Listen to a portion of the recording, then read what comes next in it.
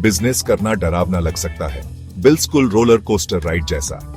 लेकिन चिंता मत करो, आपको ट्रैक पर रखने के लिए एक आसान तरीका है, अकाउंटिंग इक्वेशन। इसे अपने बिजनेस के रिपोर्ट कार्ड की तरह समझो, जो आपको दिखाता है कि आप जीत रहे हैं या हार रहे हैं। यह इक्वेशन आपके बिजनेस की फाइनेंशियल कहानी बताता है। यह एक स्नैपशॉट की तरह है, जो दिखाता है कि आपके पास क्या है, एसेट्स, आप पर क्या कर्ज है, लायबिलिटीज, और आपके लिए क्या बचता है, ओनर्स इक्विटी। इस इक्वेशन को समझना बहुत जरूरी है, भले ही आपको नंबर्स पसंद न हो। यह आपको स्मार्ट फैसले लेने, लोन लेने और आखिरकार अपने बिजनेस के सपनों को पूरा करने में मदद करता है। तो क्या आप अकाउंटिंग इक्वेशन के राज जानने के लिए तैयार हैं? चलो शुरू करते हैं।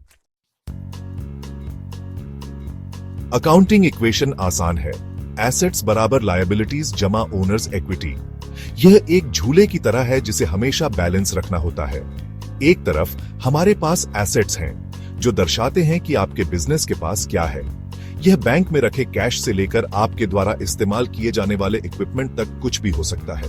दूसरी तरफ हमारे पास लायबिलिटीज हैं, जो दर्शाते हैं कि आपका बिजनेस दूसरों का कितना कर्जदार है। यह लोन, अनपेड बिल या कोई अन्य कर्ज हो सकता है। अंत में हमारे पास ओनर्स इक्विटी है, जो बिजनेस में मालिक का हिस्सा है। एसेट्स में से लायबिलिटीज घटाने के बाद जो बचता है, वही ओनर्स इक्विटी है। याद रखें, इक्वेशन को हमेशा बैलेंस रखना होता है। एक तरफ किसी भी बदलाव का दूसरी तरफ बदलाव से मेल खाना जरूरी है। यह सुनिश्चित करता है कि आपका बिजनेस फाइनेंशियली मजबूत रहे।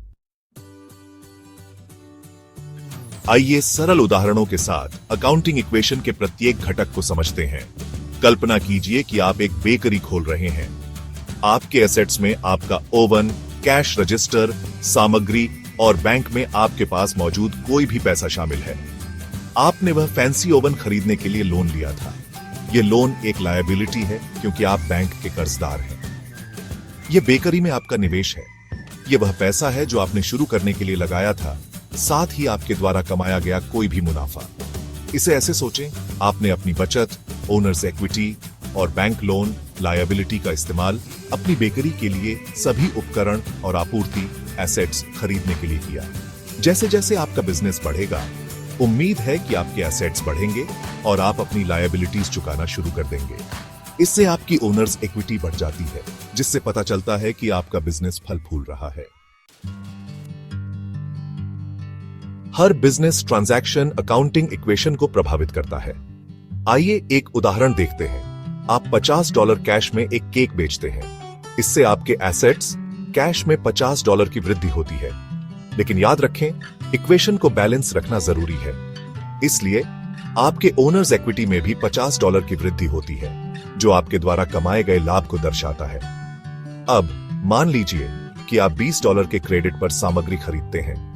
इससे आपके एसेट्स सामग्री में $20 की वृद्धि होती है, लेकिन आपके लायबिलिटीज अकाउंट्स पेएबल में भी $20 की वृद्धि होती है, क्योंकि अब आप अपने सप्लायर के कर्जदार हैं। देखिए कैसे इक्वेशन हमेशा बैलेंस रहता है।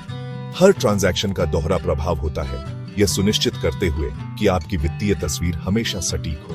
इन सरल सिद्धांतों को समझना आपको सूचित निर्णय लेने, अपने वित्तीय भविष्य को सुरक्षित करने और बिजनेस की दुनिया में मीठी सफलता प्राप्त करने के लिए सशक्त बना सकता है।